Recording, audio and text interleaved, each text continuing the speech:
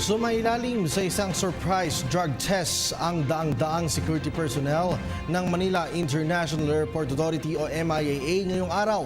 Ang detalye, alamin natin mula sa aming kasamang si Joy Gumatay, live via phone patch.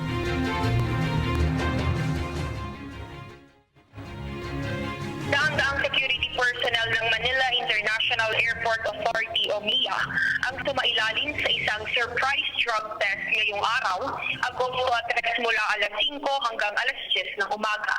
Ang aktibidad na ito ay pinangunahan ng isang pribadong sektor pangkalusugan sa pakikipagtulungan ng Department of Health.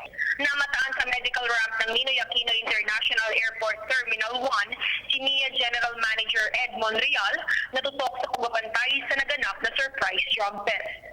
Paliwanag niya, siniguro niyang maisasagawa ang inisyatibong ito sa lalong madaling panahon bilang pagsuporta sa kampanya ni Pangulong Rodrigo Duterte laban sa pagtutulak at paggamit ng droga.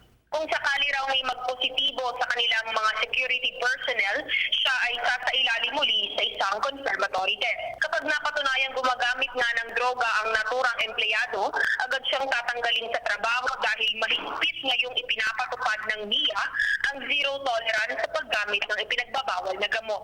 Binigyang diin naman ni General Manager Monreal ng inisyatibong ito ay para sa kapakanan ng kanilang mga pasahero na nararapat lamang na makatanggap ng mabilis, maayos at maaasahang serbisyo mula sa mga security personnel ng paliparan.